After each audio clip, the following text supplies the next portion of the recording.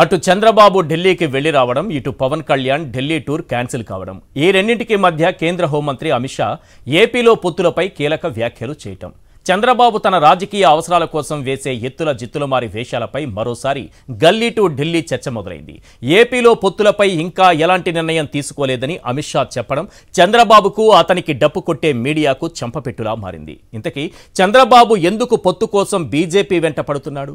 ఈ ప్రశ్నకు సమాధానం చాలా మందికి తెలిసే ఉంటుంది. కానీ గత కొంతకాలంగా సమాధానం దొరకని కొన్ని ప్రశ్నలు హైదరాబాద్లోని చంద్రబాబు ప్యాలెస్ చుట్టూ తిరుగుతున్నాయి. రాష్ట్ర వ్యాప్తంగా బాబు, పవన్ ఉమ్మడి సభలంటూ ఓదరగొట్టారు. మరి ఎందుకు సభలు ఆగాయి? ఆచంట, పీలేరు, అనంతపురంలో ఒకే వేదికపైకి ఇద్దరు వచ్చేస్తామన్నారు. మరి ఎందుకు కలిసి రాలేదు? డిసెంబర్ ఆఖరి వారంలోనే ఉమ్మడి అభ్యర్థుల ఫస్ట్ లిస్ట్ అన్నారు. మరి ఎందుకు లిస్టు రిలీజ్ చేయలేదు? అభ్యర్థుల ఫస్ట్ లిస్ట్ సంక్రాంతికి పోస్ట్ పోన్ చేస్తున్నామన్నారు. మరి పండుగ నాడు ఎందుకు రిలీజ్ చేయలేదు? ఇద్దరు అనేక సార్లు మీటింగ్ పెట్టుకున్నా లిస్టు ఫైనల్ కాలేదు. మరి ఎల్లో మీడియాలో లిస్టు ఎవరు రిలీజ్ చేస్తున్నారు? పండుగ నాడు వైభవంగా ఉమ్మడి మేనిఫెస్టో రిలీజ్ అన్నారు. మరి పండుగ పోయినా ఎందుకు రిలీజ్ కాలేదు? అర్ధరాత్రి ఢిల్లీలో అమిత్ షాతో పొత్తులపై చర్చ అన్నారు. మరి బీజేపీ నుంచి ఎందుకు ఒక్క ప్రకటన కూడా రాలేదు? బాబు ఢిల్లీ నుంచి రాగానే పవన్ తో భేటీ అన్నారు. మరి ఎందుకు బాబు ఇంట్లో మీటింగ్ క్యాన్సిల్ అయింది? సీట్ల పంపకాలపై పవన్ వెంటనే ఢిల్లీ వెళ్లి బీజేపీతో చర్చిస్తారు అన్నారు.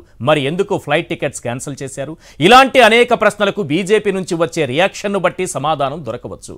ఇంతకీ చంద్రబాబు పొత్తుల వేషాలు స్వప్రయోజనాల కోసమేనా? 2014 నాటి టీడీపీ, జనసేన, బీజేపీ కూటమి మళ్లీ ఏర్పడితే వైఎస్ఆర్సీపీ ఎలా ఎదుర్కొంటుంది? అధికార పార్టీలో జరుగుతున్న సీట్ల పంపకంలో మార్పులు, చేర్పులు ఎలాంటి ప్రభావం చూపుతాయి? ఇలాంటి అనేక అంశాలపైన మనతో మాట్లాడడానికి మంత్రి అంబటి రాంబాబు గారు మన స్టూడియోలో ఉన్నారు. Good evening sir. Good evening అండి. ఇప్పుడు రాష్ట్ర వ్యాప్తంగా అందరి దృష్టి కేంద్రీకృతమైనటువంటి అంశం చంద్రబాబు నాయుడు గారు ఢిల్లీకి వెళ్ళి రావడం. ఆయన ఢిల్లీకి వెళ్ళారు, అపాయింట్మెంట్ ఇచ్చారా, అడిగి తీసుకుని వెళ్ళారా? ఈ అంశాల కంటే కూడా ఆయన వెళ్ళడం అనేది ఈ రాష్ట్ర ప్రయోజనాల కోసం తప్పదనిపిస్తోంది. ఈ రాష్ట్ర ప్రయోజనాల కోసం ఆయన ఎట్టి పరిస్థితుల్లో పొత్తుతో వెళితేనే ఈ రాష్ట్రానికి మంచి జరుగుతుందనే ఉద్దేశంతోనే ఆయన పొత్తు పెట్టుకుంటున్నారు. అది కూడా బీజేపీ అడిగితేనే అన్నట్టుగా. గతంలో కూడా దేశం కోసం అని రాహుల్తో పొత్తు పెట్టుకున్నారు, అంటే కాంగ్రెస్తో పొత్తు పెట్టుకున్నారు. ఒకసారి 2 క్లిప్లు చూపించిన తర్వాత మీరు అనలైజ్ చేయండి. ఒకసారి చూపించండి. దేశం కోసం అప్పుడు రాహుల్తో అన్నారు, రాష్ట్రం కోసం ఇప్పుడు మోడీతో అంటున్నారు. ఇది సార్ పరిస్థితి. రాష్ట్రం కోసం తప్పదనిపిస్తోంది. ఎన్డీఏలో చేరికపై చంద్రబాబు మనోగతం అంట. అదే సమయంలో గతహ అన్నీ మరిచి కలిసి సాగుతాం, అభివృద్ధి సిద్ధాంతాల్లో మనకు తేడా లేవు, దక్షిణాదిని ఎన్డీఏ బలోపేతానికి సహకరించాలని అమిత్ షా గారు కోరారట. మరి ఇదే దేశం కోసం స్నేహం చేస్తున్నానని ఆయనే గతంలో వెళ్ళారు కాంగ్రెస్తో.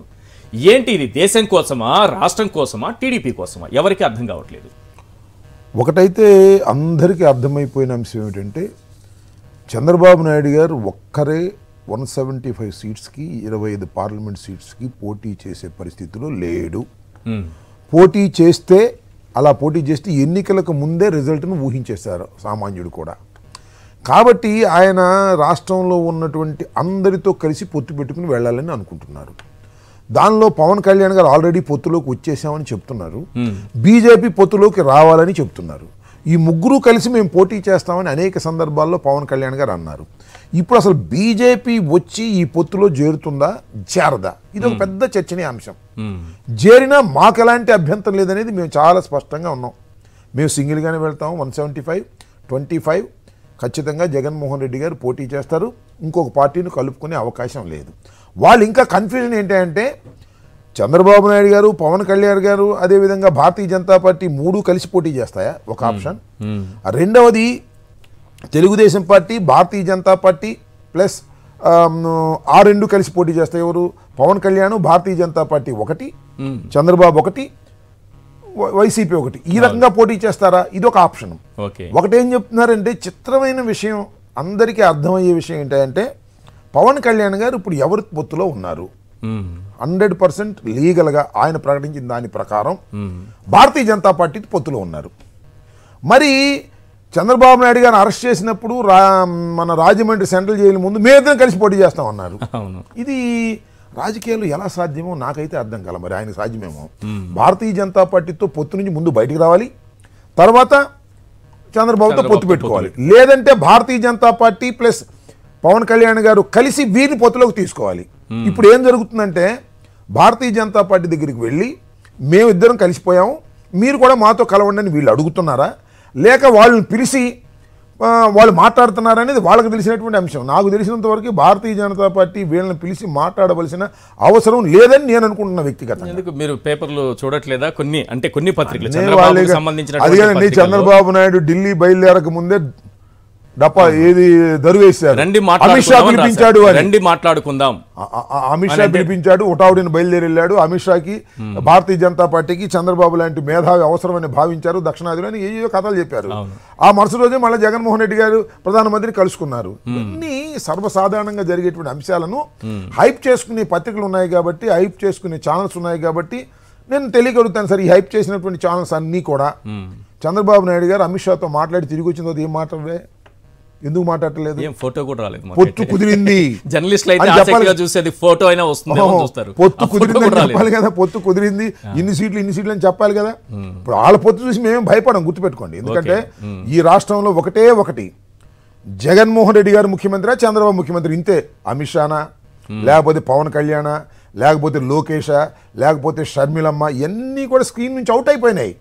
ఓన్లీ స్క్రీన్ మీద ఉంది ఇద్దరే. ఒకటి చంద్రబాబు నాయుడు గారు, రెండు జగన్మోహన్ రెడ్డి గారు. ఈ రెండిట్లో ఎవరు ముఖ్యమంత్రి ఓటేయాలంతే. కానీ ఓటేయాలంటే ఓట్లు ఓకే, కొన్ని పొత్తులు కలయికలు అవి కొంత బలాన్ని ఇస్తాయి కదా. చంద్రబాబు ఊరికే ఇలాంటి పొత్తులకి వెళ్ళరు కదా. ఆయన గత్యంతరం లేదు, సింగిల్గా వెళ్ళే పరిస్థితి లేదు. ఇప్పుడు ఒక్కటి సార్ ఈశ్వర్ గారు, ఇప్పుడు అందరూ డిపెండ్స్ ఆన్ సో మెనీ సర్వేలు చేసుకుంటారు. చంద్రబాబు కూడా కంటిన్యూస్గా సర్వే చేసుకుంటున్నాడు, ఆయనకు అర్థమవుతుంది. పవన్ కళ్యాణ్ చంద్రబాబు కలిసినా కూడా ఇవాళ కరెక్ట్గా గ్రౌండ్లో వాళ్ళకి లేదు.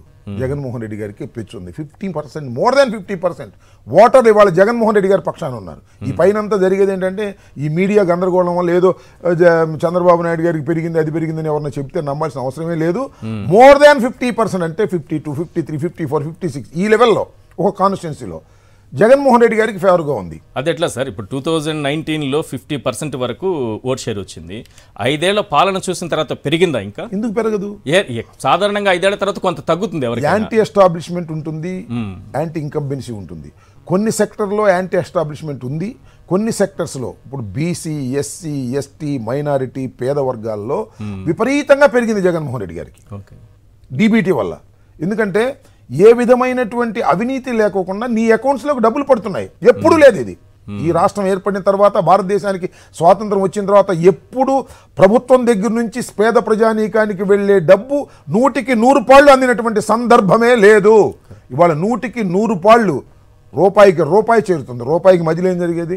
సెంటర్ నుంచి వచ్చేటప్పుడు కొంత పోయేది, ఇక్కడ నుంచి ఇంకో చోటకి వెళ్తే కొంత పోయి చివరికి ₹10 చేరితే ఎక్కువ. ఇవాళ రూపాయికి రూపాయి సామాన్య ప్రజానీకానికి సంక్షేమ కార్యక్రమాల ద్వారా, డీబీటీ ద్వారా నొక్కడం ద్వారా అకౌంట్స్లోకి పడిపోతున్నాయి. కాబట్టి ప్రజల్లో పెరుగుతుంది. మీరు ఆశ్చర్యపోవచ్చు, చాలామంది విశ్లేషకులు యాంటీ ఇన్కంబెన్సీ ఉంటుంది, ఓ ప్రభుత్వం ఈ సంవత్సరాలు చేసిన తర్వాత ఎలా పెరుగుతుంది అని అనుకోవచ్చు. మీరు చూడమంటున్నా నేను.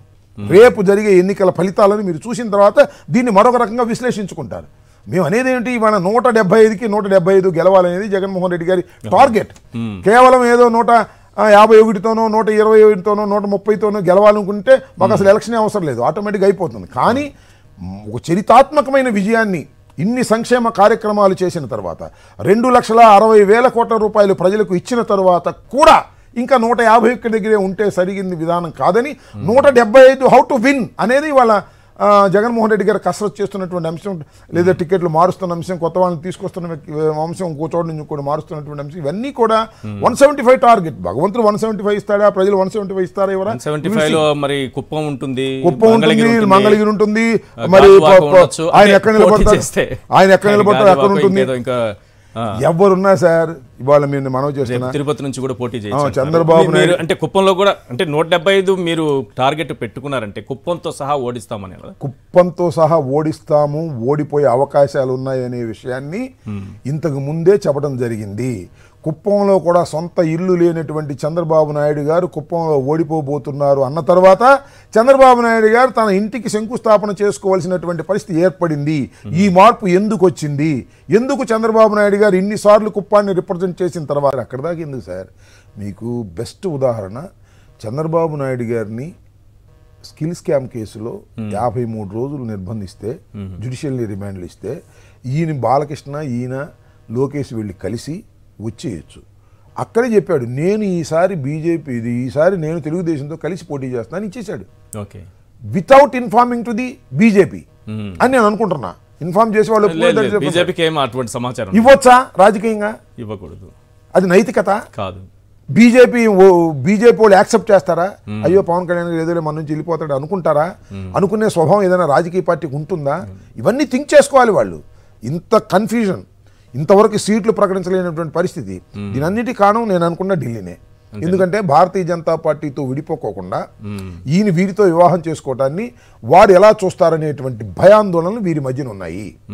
ఈ భయాందోళన నుంచి బయటకు రావడం కోసమే చంద్రబాబు నాయుడు గారు వెళ్ళి బతిమలాడుకున్నారు. అక్కడ బతిమలాడుకుంటే లోపల ఏం జరిగిందో మనకు తెలియదు.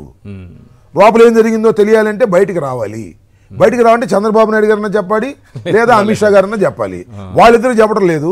ఈనాడు, ఆంధ్రజ్యోతి, TV5, ABN ఇవన్నీ మాత్రం బ్రహ్మాండంగా చెప్పారు. ఏదో జరిగిపోయిందని చెప్తున్నారు. ముందు చెప్పారు, తర్వాత చెప్పలేకపోతున్నారు. వాళ్ళకు లాజిక్ దొరకటలా. చంద్రబాబు నాయుడు గారు వెళ్ళారు, వచ్చారు. ఇది అమిత్ షా గారు ఆయన గౌరవంగా ఆహ్వానించారు, చర్చలు జరిగాయి. ఇదిగో ఈ 3 సీట్లు, ఈ 2 సీట్లు, 5 సీట్లు ఇట్లా అన్నారు, వెళ్ళిపోతున్నాం, మేము రేపు మాపు కూర్చొని ప్రకటిస్తున్నాం చెప్పాలిగా.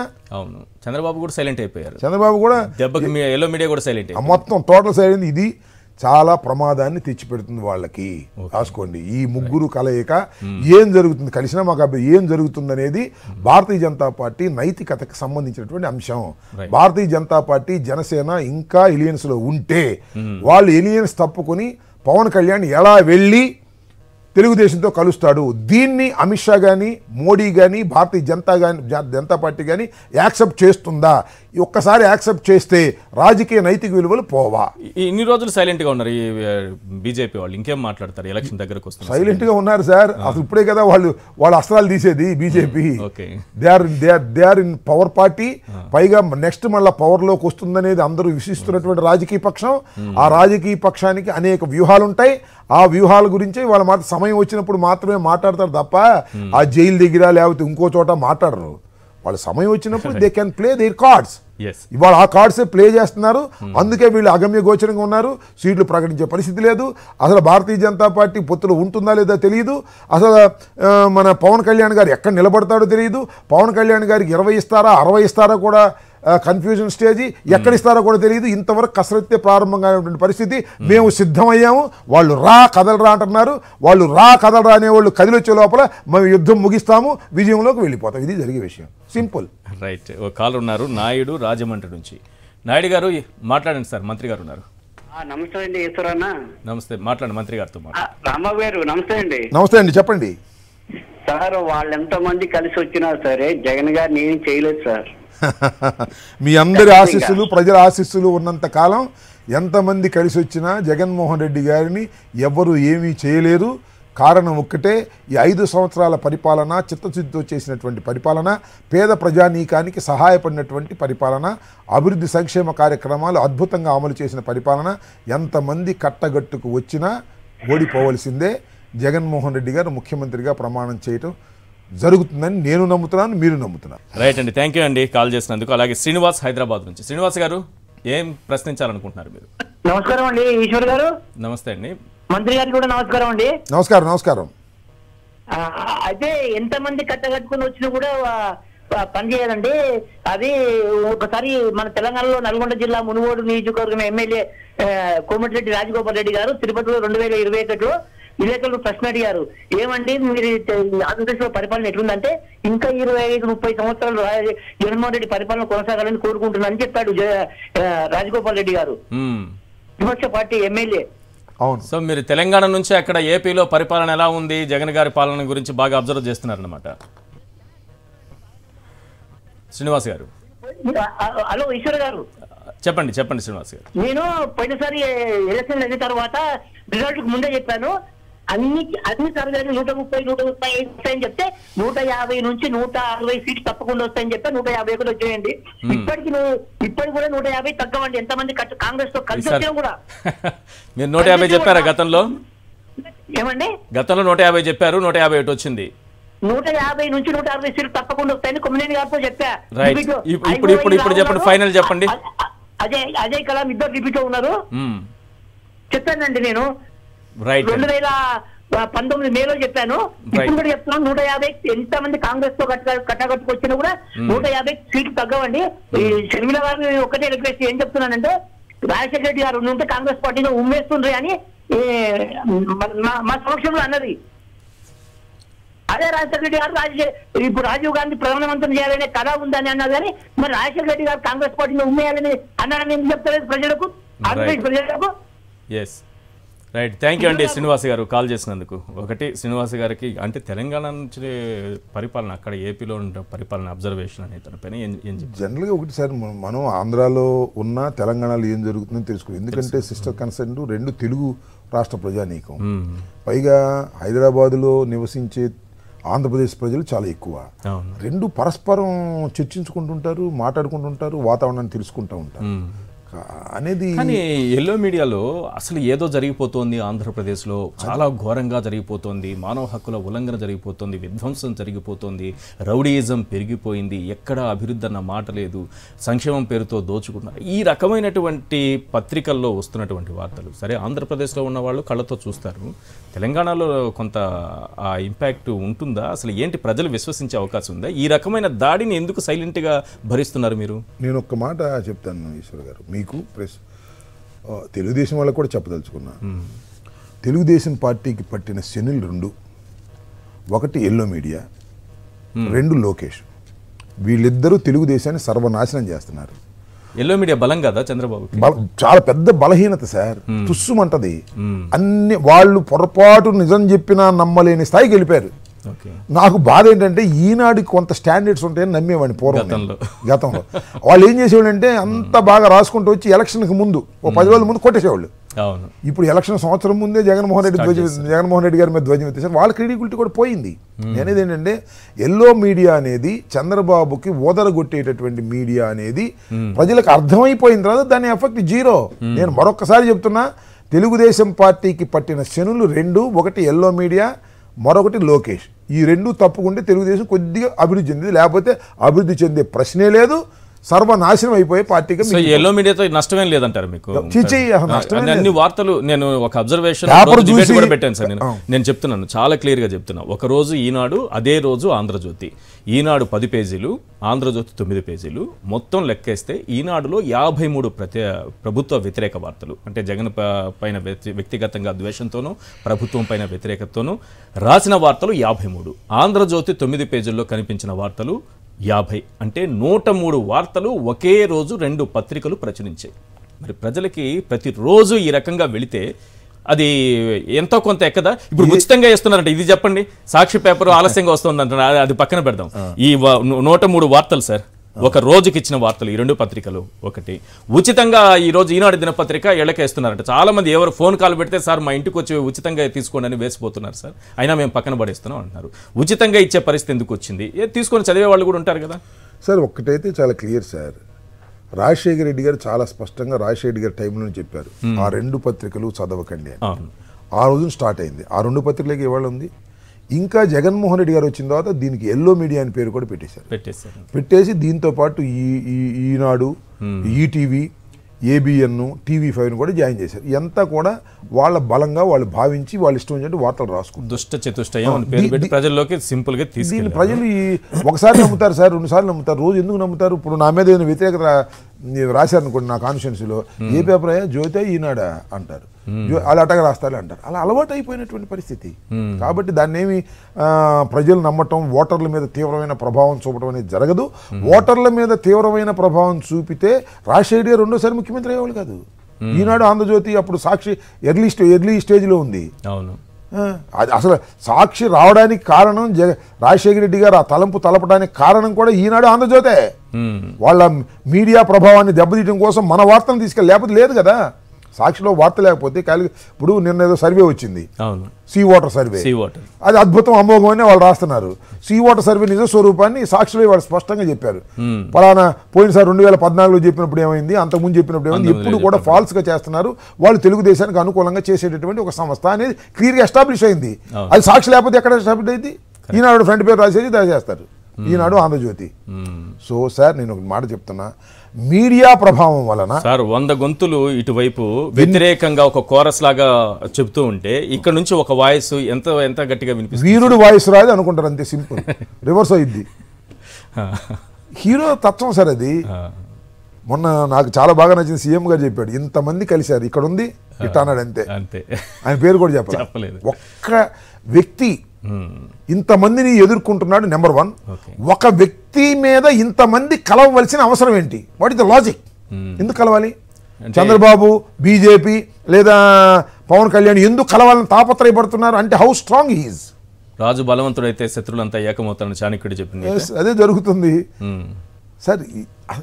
ఇద్దరు కలిస్తే లాజిక్ లేకపోతే యాక్సెప్ట్ చేయరు, ఏదో ఒక సిద్ధాంతం ఉండాలి అంతే తప్ప నేను జగన్మోహన్ రెడ్డిని ఓడించడం కోసమే నేను కలుస్తున్నా అంటే ఈ రాజకీయం ఏంటి?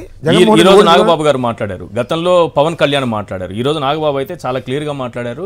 మాకు సీటు షేరింగ్ కానీ లేకపోతే పవన్ కళ్యాణ్ ముఖ్యమంత్రి అని కానీ డిప్యూటీ అని కానీ ఇది కాదు మా అవసరం, జగన్మోహన్ రెడ్డిని అధికారంలో నుంచి దించాలి. ఎందుకు దించాలి? నా పాయింట్, ఎందుకు దించాలి? కారణం ఏంటి? నువ్వు చంద్రబాబుకి ఎందుకు ఎక్కించాలి గద్దెని? ఇక్కడ ఏంటి వాళ్ళ ఉద్దేశం ఏంటి? నాగబాబు లేదా పవన్ కళ్యాణ్ ఉద్దేశం ఏంటి? జగన్మోహన్ రెడ్డి గారిని అధికారం నుంచి దించేయాలి అంటే చంద్రబాబుని అధికారంలోకి ఎక్కించాలి. అది లేదు, చంద్రబాబుని అధికారంలోకి ఎక్కించాలి అనుకుంటున్నారు. ఎందుకు ఎక్కించాలి? What is the reason behind that? ఏ చంద్రబాబు నాయుడు గారు అంత గొప్పగా పరిపాలన చేశాడా? 14 త్యాగం చేస్తున్నారు చంద్రబాబు కోసం పవన్ కళ్యాణ్. ఎందుకు త్యాగం చేయాలన్నా? ఎందుకు త్యాగం చేయాలి? అసలు త్యాగం చేయడం కోసమే పుట్టిన రాజకీయ పక్షమని మొట్టమొదటి చెప్తున్నాం మేము. అసలు మీకు రాజకీయాలు తెలియవు. మీ కుక్కదోక పట్టుకుని గోదావరి ఇదినట్టుగా కాపు సామాజిక వర్గం మనోడు అని బాగా గోక్కుని కుక్కదోక పట్టుకుని గోదావరి డామును పడుతున్నారు. ఏమిటిది అన్యాయం? నాకు అర్థం కాలేదు. రాజకీయాలు ఇది మోసం అంటాను. మొన్నటిదాకా ఏమన్నారు? సీఎం. ఎవరు సీఎం? పవన్ కళ్యాణ్ సీఎం అన్నారు. చాలా మంది యువకులు. ఎంత ఓట్ షేర్ ఎంత అయింది? 7, 6, ఇప్పుడు 2, 3 అయిపోయింది. ఎట్లా అవుతాడు సీఎం? నువ్వు నిలబడితే కదా సీఎం అయ్యేది. నేను 175 సీట్లు పోటీ చేస్తున్నాను అంటే కదా నీకు ఓట్ షేర్ పెరిగేది. నేను 175 పోటీ చేయను, ఎవడో ఇస్తే దాన్ని ముష్టి తీసుకుని పోటీ చేస్తానంటే నీకు ఎందుకు పెరగాలి? ఎందుకు రావాలి? మినిమం పొలిటికల్ కామన్ సెన్స్ లేకపోతే ఇలా ఉంటుంది. మినిమం పొలిటికల్ కామన్ సెన్స్ లేని వారి వెంట నడిస్తే వెళ్ళి బంగాళాఖాతంలో పడిపోతారనేది మరొకసారి పవన్ కళ్యాణ్ ఎందుకు అంత ద్వేషం? ఎందుకు జగన్ గారిని ఇంటికి పంపించేయాలి, ఈ ప్రభుత్వాన్ని దించేయాలి, ఏ త్యాగాలకైనా మేము సిద్ధం, మాకు ఎటువంటి పదవులు ద్వేషమైనా ఉండాలి లేదా చంద్రబాబు నాయుడు గారి ద్వారా లబ్ధి అన్నా పొందాలి. నేను ఆరోపణ చేస్తున్నట్టుగా చంద్రబాబు నాయుడు గారి ద్వారా క్యాష్ లబ్ధి పొందుతున్నటువంటి వ్యక్తులు వీళ్ళు. దోచుకో పంచుకో అనేటువంటి పద్ధతుల్లో వెళుతున్నారు. ఆయన దోచుకుని వీళ్ళకి పంచుకుంటే వీళ్ళు దాన్ని తీసి ఆనందిస్తున్నారు. అది విషయం. అంతకన్నా ఏముండాలి? లేదా ద్వేషం ఏంటి? కారణం ఏంటి ద్వేషం? ఈ జగన్మోహన్ రెడ్డి గారి మీద ద్వేషం ఎందుకు ఉండాలి మీకు? ఏం చేశాడు మిమ్మల్ని? ఈ రాష్ట్రంలో ఏం తప్పు చేశాడు? మీరు ఊరినే విమర్శిస్తున్నారు, అది వేరే విషయం. రీజనబుల్ చెప్పమండి, లాజిక్ చెప్పమనండి. జగన్మోహన్ రెడ్డి గారు ఉంటే సర్వనాశనం అయిపోతే రాష్ట్రం అంటారు. ఏంటి సర్వనాశనం అయ్యేది? నాకు అర్థం కాలేదు. చంద్రబాబు ఉంటే అద్భుతం ఏమైనా జరుగుద్దా? జరిగిందా? చెప్పండి ఉదాహరణ. మీరే కదా చంద్రబాబు నాయుడు గారితో కలిసి పోటీ చేసి అధికారంలోకి తీసుకురావడానికి ప్రయత్నం చేసామని చెబుతున్నారు కదా. వాళ్ళే కదా నేను తిట్టింది. నువ్వేందే గొట్ట మమ్మల్ని తీసుకొచ్చిందని తిట్టారు కదా తెలుగుదేశం వాళ్ళే. మమ్మల్ని గెలిపించాడంటారేంటి మీరు? ఏ చిరంజీవిని గెలిపించలేకపోయాడే పవన్ కళ్యాణ్ అని వాళ్ళే తిట్టారు, వాళ్ళే దూషించారు. అయినా నీకు సమ్మంగా ఉంది, మేమేం చేస్తాం? దుర్మార్గం అంటున్నా. రాజకీయాల్లో అమ్ముడు పోయే తత్వం ఉన్నటువంటి నాయకుడి వెంట కార్యకర్తలు కానీ కులపు వాళ్ళు కానీ ఎవరు వెళ్ళినా సర్వనాశనం అయిపోతారనేది మాత్రం దయచేసి గుర్తుపెట్టుకోమని మీ ద్వారా జనసేన కార్యకర్తలకు మనవి చేస్తున్నాం. తప్పిది అంటున్నా. పవన్ కళ్యాణ్ గారు చంద్రబాబును ముఖ్యమంత్రి చేయడం కోసం త్యాగాలు చేయవలసినంత గొప్ప పురుషుడు కాదు చంద్రబాబు నాయుడు గారు. చంద్రబాబు నాయుడు గారు అధికారంలో ఉన్నప్పుడు సర్వనాశనం చేశాడు, కులాన్ని కూడా సర్వనాశనం చేశాడు, కాపు కులాన్ని కూడా సర్వనాశనం చేయడానికి ప్రయత్నం చేశాడు, దుర్మార్గం చేశాడు, అన్యాయం చేశాడు. గుర్తుపెట్టుకోమని మనవి చేస్తున్నాం.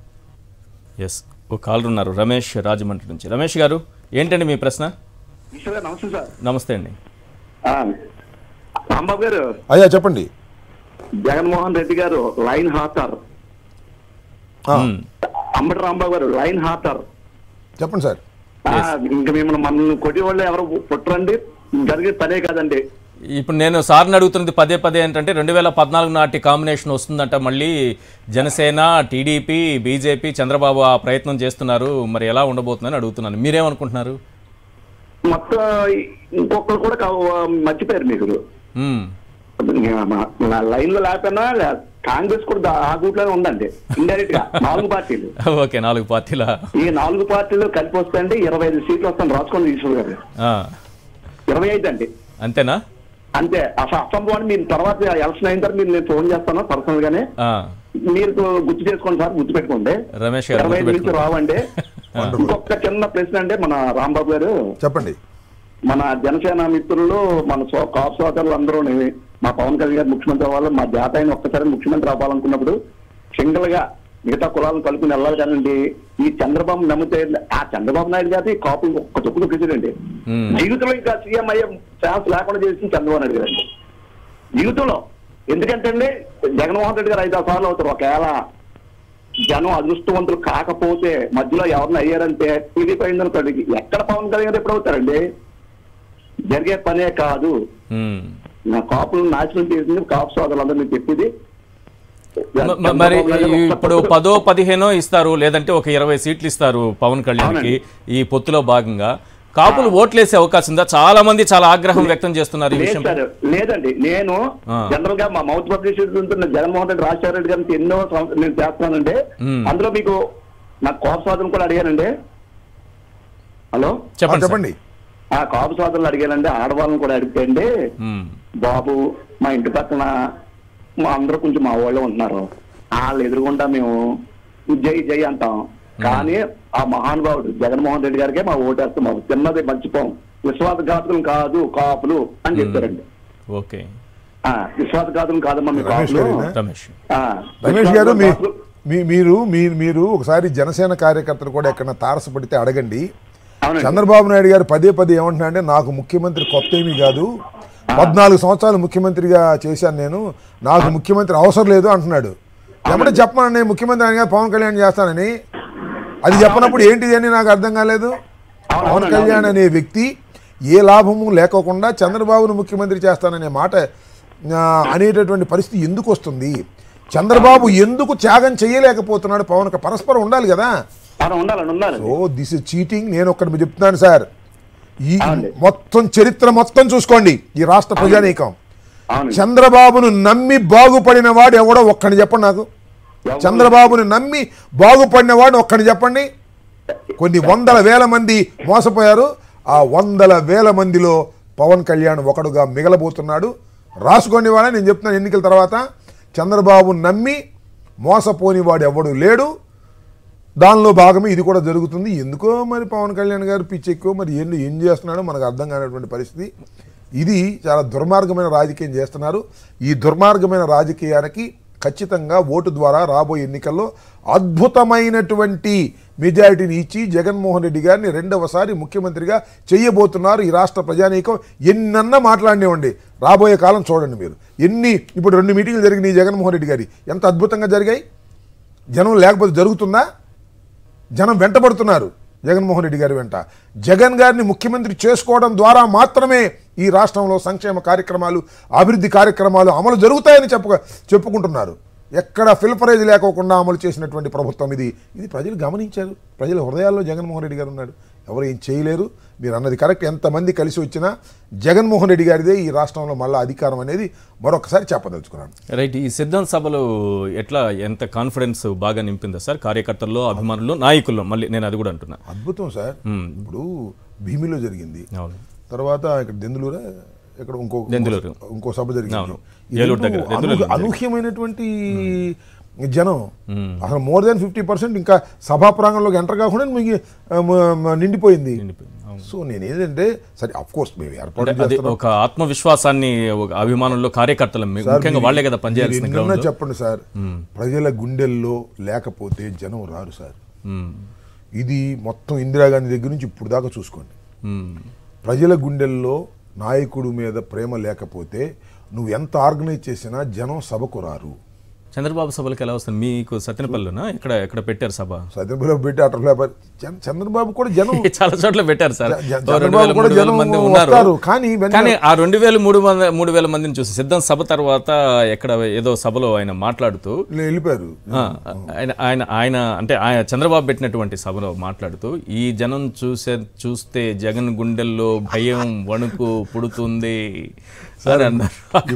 ఎందుకంటే ఇలా ఉంటది కదా, జనం తక్కువ వచ్చారని అతని అంతరాత్మకు అర్థమైన తర్వాత ఏమిటి జనం ఎంత అద్భుతంగా వచ్చారు, ఈ జనాన్ని చూస్తుంటేనే నాకు అధికారం వచ్చేసినట్టుగా అనిపిస్తుంది, జగన్ గుండెల్లో రైలు పడి అంటాడు. ఇటు చూపించే అవునా తమ్ముళ్ళు అంటాడు. అనుమానం ఇతనికి అవును అవును అంటారు ముందుండోళ్ళు. సో నేను చెప్తున్నాను సార్, చంద్రబాబు అవుట్డేటెడ్ పొలిటీషియన్. చంద్రబాబుకి ఇక ఈ రాష్ట్రంలో తావు లేదు, తెలుగుదేశానికి తావు లేదు. ఇదే చివరి ఎన్నిక. తెలుగుదేశం అదృశ్యం కాబోతుంది, ఓడిపోబోతుంది. ఇది నేను ఇవాళ సాక్షిలో చెప్తున్నాను. మళ్ళా ఎవరైనా గుర్తుపెట్టుకుని ఈ క్లిప్పింగ్ మళ్ళీ ఎన్నికల తర్వాత ఏమన్నా నాకు అభ్యంతరం, నేను రికార్డ్ చేసి పెడుతున్నాను, చేసుకోండి. ఇంకా ఎవరైనా యూట్యూబ్ లో ఉంటుంది కదా, ఎవరైనా అప్పుడు నన్ను అడగమనండి. ఎందుకంటే కాలర్స్ కూడా ఉన్నారు, వాళ్ళని కూడా పిలుస్తాను నేను. అదే పిలవండి. వాళ్ళకు 150 చెప్పారు, అందరికి కాన్ఫిడెన్స్ ఉంది, అందుకే నేను రికార్డ్ చేస్తున్నాను. ఎస్, మరో కాలర్ ఉన్నారు, క్రాంతి హైదరాబాద్ నుంచి. క్రాంతి గారు మాట్లాడండి. గుడ్ ఈవినింగ్ అండి ఈశ్వరన్న. గుడ్ ఈవినింగ్ అండి. Good evening sir, Rambabu sir. Good evening sir. Sir ఇది మన చూసాను సార్, మన చంద్రబాబు నాయుడు ప్రస్తుతం అంటే సభలో మాట్లాడతా దళితుల్ని డోర్ డెలివరీ చేస్తారు సార్. ఆయన మరి ఏ విధంగా డెలివరీ చేస్తారో అర్థం కావట్లేదు సార్. ఏంటది? ఈ దళితుల్ని డోర్ డెలివరీ చేస్తాడంట. ఓకే, దళితుల్ని చంపి డోర్ డెలివరీ చేస్తున్నారు జగన్ పాలనలో అన్నట్టుగా అన్నారు. అది కాదండి, అదే డోర్ డెలివరీ, దళితుల్ని డోర్ డెలివరీ. అదేనా అండి? ఏమండి? అవునండి, ఆయన అది మన జగన్ అన్న గురించి కదండి, ఆయన చేస్తాడు. అదేలేండి, ఎమ్మెల్సీ అప్పుడు ఏదో జరిగింది బాబు ఇరుక్కున్న విషయాన్ని చెప్పి దేశమంతా రుద్ది జగన్మోహన్ రెడ్డి గారు దళితుల్ని చంపి డోర్ డెలివరీ చేస్తున్నారనేటువంటి మాట. సార్ ఒక మాట చెప్తున్నాను సార్, ఈ రాష్ట్రంలో దళితులు, ముస్లిం మైనారిటీలు, బీసీలు అందరూ కూడా, ఎస్సీలు, ఎస్టీలు అందరూ జగన్మోహన్ రెడ్డి గారి పరిపాలన కోరుకుంటున్నారు. ఒక పద్ధతి ప్రకారం ప్రచారం చేయటం ద్వారా జగన్మోహన్ రెడ్డి గారికి వారికి నుంచి దూరం చేయాలనే ప్రయత్నం చేస్తున్నారు, విచ్ ఇస్ ఇంపాసిబుల్. వాళ్ళ వల్ల కాదు. ఇలాంటి పుకార్లు మెయిన్ హెడ్డింగ్లో రాస్తారు, ఈనాడులో, ఆంధ్రజ్యోతిలో, ఇవన్నీ మామూలుగా జరిగేటటువంటి కార్యక్రమాలే. ప్రజలు నమ్మరు. అలాంటి మనస్తత్వం జగన్మోహన్ రెడ్డి గారికి లేదనేది అందరికీ తెలిసినటువంటి సత్యం. ఇప్పుడు 12 సంవత్సరాల నుంచి చూస్తున్నారు జగన్మోహన్ రెడ్డి గారిని, అన్నీ మనం చూస్తున్నాం. అలాంటిది ఏమీ ఇబ్బంది ఉండదు. రైట్, మీ పార్టీలో చేస్తున్నటువంటి మార్పులు చేర్పులు వీటిపైన విపరీతమైనటువంటి హైప్ కనిపిస్తుంది. ప్రత్యేకంగా కొన్ని పత్రికల్లో ఏదో జరిగిపోతుంది, అంతా వ్యతిరేకత వస్తోంది. ఒకటి, మేము ఇక్కడ పోటీ చేయలేం బాబోయ్ అని పారిపోతున్నారని ఒకరోజు రాశారు. ఇంకొక రోజు ఏం రాశారంటే 100 కోట్లు అడుగుతున్నారు, ఒక్కొక్క టికెట్కి 150 కోట్లు అడుగుతున్నారని ఇంకో రోజు రాశారు. సరే, ఏది రాసినా ఇక్కడ ఈ మార్పులు చేర్పులు అనేవి పార్టీకి ప్లస్సా మైనస్సా? ఎందుకంటే కొందరు బహిరంగంగా వచ్చి వ్యాఖ్యలు చేస్తున్నారు కాబట్టి ఏం జరుగుతుంది సార్? ఇప్పుడు మేము జగన్మోహన్ రెడ్డి గారు కొన్ని టిక్కెట్లని ఇక్కడ నుంచి అక్కడికి, అక్కడి నుంచి ఇక్కడికి పంపించడం, కొంతమందికి టికెట్ లేకుండా చేయటం, కొంతమంది ఎంపీలుగా పంపించడం, ఇలాంటి మార్పులన్నీ చేస్తున్నాం. ఇవన్నీ మార్పులు మేము చేస్తుంది దేనికంటే 175 అలా రీచ్ అవ్వాలి అనే దాని మీద చేస్తున్నారు. టార్గెట్ అది, దానిలో ఏం సందేహం ఏమి లేదు. అవన్నీ నిదానంగా వాళ్ళకి అర్థమవుతాయి. కాకపోతే వాళ్ళ పత్రికలు ఏదో ఒకటి రాయాలి కాబట్టి వాళ్ళ ట్రాన్స్ఫర్లు ఏంటంటారు. ట్రాన్స్ఫర్లు కాకపోతే మరి చంద్రగిరి నుంచి చంద్రబాబు కుప్పపేట వెళ్ళాడు, మంగళగిరిలో చానేట పోటీ చేశాడు. ఇదేమన్నా కొత్త ఏం కాదు కదా. కాదు, పక్క దీనికి మారిపోతే వాళ్ళు ఏమన్నా చెత్త బంగారం అవుతుందా, ఈ రకంగా కూడా మాట్లాడారు. ఇప్పుడు మీ పార్టీలో నుంచి మీరు కాదన్న వాళ్ళు, కొంతమంది టికెట్ రాదనుకున్న వాళ్ళు కూడా ఆ పార్టీలోకి వెళ్తున్నారు. మరి ఆ చెత్త బంగారం అనేది వాళ్ళే ఎన్ని ఊసిపోని మాటలు, ఊసిపోని కవర్లు. చంద్రబాబు నాయుడు గారు ఈనాడులో రాంచుతాడు, ఆంధ్రజ్యోతిలో రాంచుతాడు, మళ్ళీ ఆయన మాట్లాడతాడు. ఇది ఒక రకమైన స్ట్రాటజీ. ఈ స్ట్రాటజీ ప్రజలకంతా అర్థమైపోయింది. నేనైతే ఒకటి చాలా స్పష్టంగా చెప్తున్నాను సార్, 175 సీట్లను ఎలా గెలుచుకోవాలి, 25 పార్లమెంట్ సీట్లను ఎలా గెలుచుకోవాలి, ఎవరైతే ఎక్కడ ఫిట్ ఇన్ అవుతారు, ఏ కమ్యూనిటీస్, ఏ సామాజిక వర్గాలు ఎక్కడ ఫిట్ ఇన్ అవుతాయి అనేది రీథింక్ చేసుకొని, డిపెండ్ ఆన్ సర్వేస్ చేసుకొని, దాని ప్రకారం జగన్మోహన్ రెడ్డి గారు మారుస్తున్నారు. మార్చేటప్పుడు అందరినీ పిలిచే చెప్తున్నారు. రెండో అంశం ఏంటంటే, ఇది చాలా ఎర్లీగానే ఆయన మాకు సిఎల్పి సమావేశంలో చాలా ఎర్లీగానే చెప్పాడు, అన్న మీకు చివరిలో నేను సర్వేలు చూసుకుంటాను, ఆ సర్వేలు చూసుకున్న తర్వాత ఆ సర్వేల ప్రకారం మార్పులు తప్పవు, నేను గెలిస్తేనే కదా, అధికారంలోకి వస్తేనే కదా మనం అందరం బాగుండేది, కాబట్టి అధికారంలో రావడం కోసం 175 సీట్లు గెలవడం కోసం అనేక మార్పులు చేస్తాం, కొప్పుంటే కదా పూలు పెట్టుకోవడానికి అని చాలా సందర్భంలో చాలాసార్లు చెప్పారు. కాబట్టి మార్పులు చేర్పులు మరింత సీట్లను అధికంగా పొందేందుకు చేస్తున్నదే తప్ప మరొకటి కాదని కూడా గమనించాలి, గమనిస్తారు కూడా రాబోయే కాలంలో. పవన్ కళ్యాణ్ ఈరోజు ఒక కాలర్ ఉన్నారు, మాట్లాడతాం. శ్రీనివాస్ ఒంగోలు నుంచి. శ్రీనివాస్ గారు, మీ ప్రశ్న ఏంటి అడగండి సార్. సార్ నమస్తే సార్. నమస్తే. నమస్తే మినిస్టర్ గారికి. నమస్తే సార్. నమస్తే అండి. సార్ ఈ మేనిఫెస్టో సూపర్ 6 అని ఒకటి రిలీజ్ చేశారు కదా. Super 6 Chandrababu manifesto. Okay okay. ఆ మేనిఫెస్టో నేను ఇస్తాను చేస్తాను అంటున్నానంటే రీజన్ ఒకటే సార్, ఎందుకంటే జగన్ గారు ఇచ్చినట్టు డోర్ టు డోరు ఒకసారి డైరెక్ట్ ట్రాన్స్ఫర్ కాకుండా వాళ్ళు రేపు వస్తే వాళ్ళ కార్డులు ఇష్యూ చేసుకుంటారు సార్ వాళ్ళకి. ఆ ఉద్దేశంతో నేను ఇవ్వగలుగుతాను అంటున్నాడేమో కానీ ఆయన అదే ఉద్దేశంతో మాట్లాడుతున్నాను అనుకుంటున్నాను సార్. ఇప్పుడు చంద్రబాబు ఇచ్చినటువంటి హామీలు నెరవేరుస్తారా ఆయన ఒకవేళ అధికారంలోకి వస్తే? సాధారణంగా మీరు 2014లో చూశారు కదా ఆయన్ని, ఆయన హామీలు నమ్ముతారా? అస్సలు ఎలాంటి మళ్ళీ మోసం వేయటానికి పెద్ద వేషంతో ముందుకు వస్తున్నారు సార్. సీఎం సార్ అంటుంటారు కదా బెంచ్ కార్లు ఇస్తాను, కేజీ బంగారం ఇస్తానని, ఆ రకంగా ప్రలోభ పెట్టే అవకాశం ఉంటుంది. నమ్మరా మరి? బెంచ్ కార్ వస్తుందంటే ఎందుకు వేయరండి, కేజీ బంగారం వస్తుందంటే ఎందుకు వేయరు? లేదు సార్, బంగారం కాదు, అసలు భూమి సగం సగం రాసిస్తా ఉన్నా గానీ అది జరిగే పని కాదు సార్. పెద్ద మోసంతో ఏదో క్రియేట్ చేసి ఏదో చెప్పుకొని వ్యవహారం చేయాలని ప్రయత్నం చేస్తున్నారు చంద్రబాబు నాయుడు గారు. ఎలాంటి పరిస్థితుల్లో జరిగే పని కాదు. కాకపోతే వాళ్ళు ఎట్లాంటి పరిస్థితులు అసలు రారు, వచ్చినా గానీ విభజించు పాలించనే పద్ధతి జరగాల్సిందే గానీ ఇది ఎలాంటి అయ్యే పని. ఒకటి ఈ సందర్భంగా నేను చెప్పదలుచుకుంది ఏంటంటే, జగన్మోహన్ రెడ్డి గారు మితిమీరిన సంక్షేమ కార్యక్రమాలు పెట్టారు. పేద ప్రజానీకానికి అనేక మందికి సంక్షేమ కార్యక్రమాలు ఇచ్చి పప్పు బెల్లల్లాగా ఆర్థికంగా వారిని పెంచుతున్నారు. ఇలా చేసుకుంటూ పోతే ఈ రాష్ట్రం శ్రీలంకలాగా అయిపోతుంది అనేది పచ్చ మీడియాలో పెద్ద పెద్ద వార్తలు రాశారు. అలాంటప్పుడు ఏం చేయాలి? పచ్చ మీడియాలో పెద్ద పెద్ద వార్తలు రాసిన తర్వాత వాళ్ళు చెప్పాల్సింది ఏంటి? ఈ సంక్షేమ కార్యక్రమాలు అమలు చేయకూడదని చెప్పాలి. ఇవి అమలు చేయడం కాదంట, ఇంకా కొన్ని తీసుకొచ్చి అమలు చేస్తారట. ఇచ్చిన దానికి ఇంకా అమ్మఒడి ఇద్దరికి ఇస్తారంట, ముగ్గురికి ఎంతమంది పిల్లలు ఉంటే అంతమందికి ఇస్తారంట.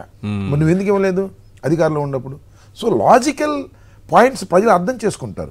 ఈ ప్రభుత్వం ఇస్తున్నటువంటి సంక్షేమ కార్యక్రమాల వల్ల ఈ రాష్ట్రం సర్వనాశనం అయిపోతుందని చెబుతూ, ఈ ప్రభుత్వం ఇచ్చిన సంక్షేమ కార్యక్రమాల కన్నా ఎక్కువ మేము సంక్షేమ కార్యక్రమాలు ఇస్తాము అని ఎన్నికలకు ముందు అంటే దాన్ని నమ్ముతారా?